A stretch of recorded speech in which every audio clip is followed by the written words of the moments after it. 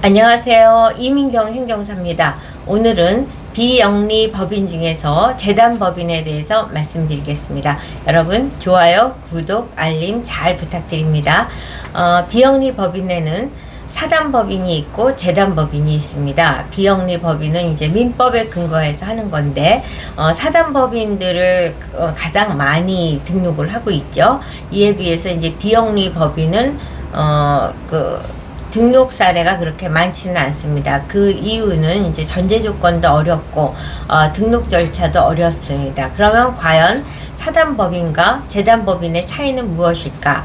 이제 비영리 법인이라는 것은 공익적인 목적, 사회 공헌의 목적으로 법인을 설립을 해서 이제 다양한 목적 사업을 실행을 하는데 사단법인에 있어서는 그 목적 사업을 하기 위한 소요 예산이나 비용은 회원 중심으로 회원의 회비로 운영이 되도록 되어 있습니다. 회원이 한 50명 정도 하고 월 뭐 몇만 원을 낸다. 그러면 그 돈을 갖고 목적 사업을 실행을 하고 이렇게 되어 있는데 비해서 재단법인은 재산을 출연을 해서 그 재산으로서 재산을 갖고 나오는 뭐 이자라든가 임대료라든가 그 수익을 갖고 목적 사업을 하는 것이 이제 재단법인입니다.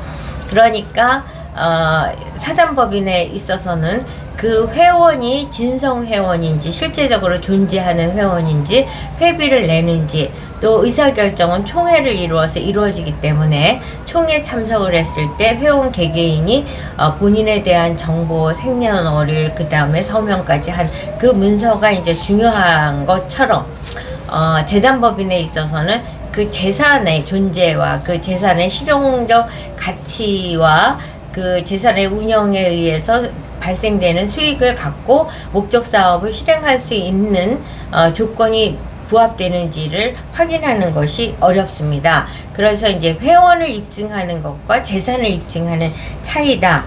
근데 그 재산의 입증이 훨씬 더 어렵다. 이렇게 이해를 하시면 될 겁니다. 그러면 재단법인을 설립을 할 때는 과연 얼만큼의 재산을 출연을 해야 되느냐, 그거는 이제 목적에 따라서 담당 부처에 따라서 다릅니다.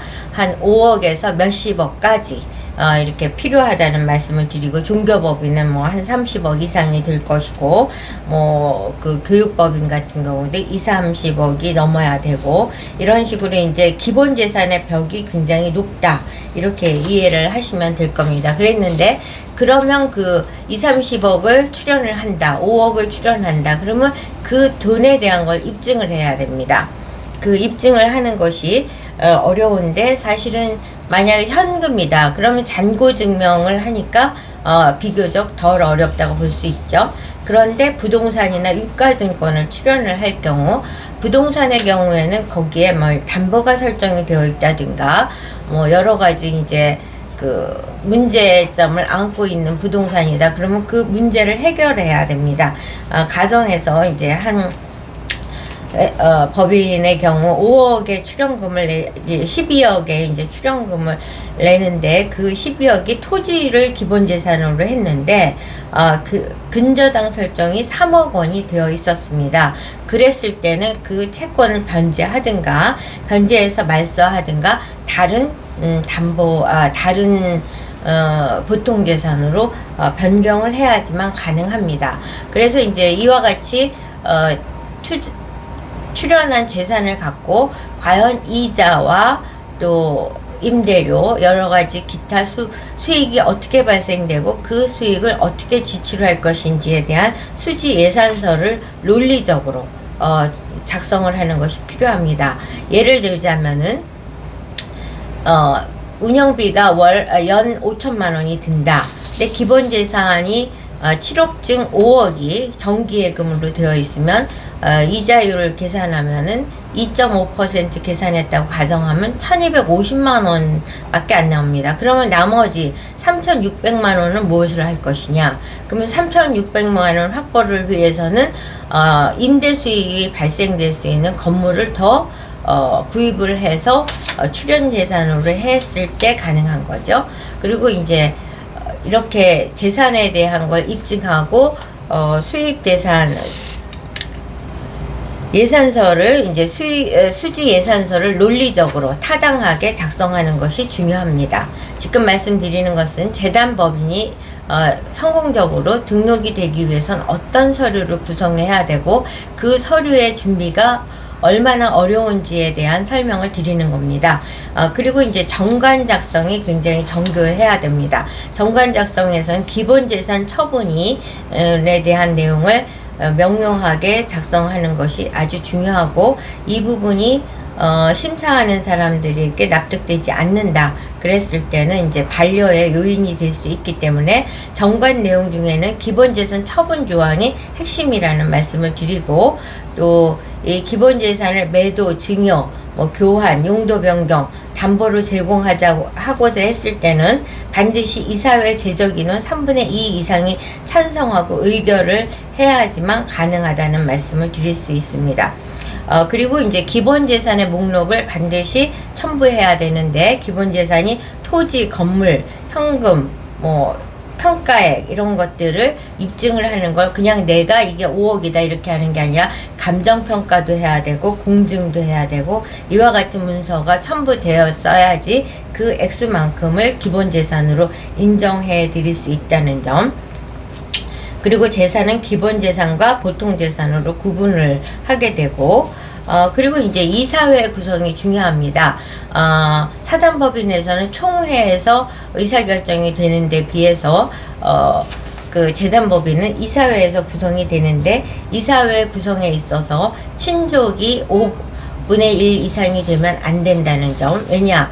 그러면 이제 가족기업이 되는 기현상이 벌어질 수 있기 때문에 반드시 친족은 5분의 1 이하로 했을 때만이 그 이사회 구성을 인정받을 수 있고, 이사진을 구성을 할 때는 이제 전문직 변호사라든가 회계사 이런 분들을 선임을 해서 운영의 투명성과 전문성을 높이고 있다는 것을 입증하는 것도 매우 중요합니다.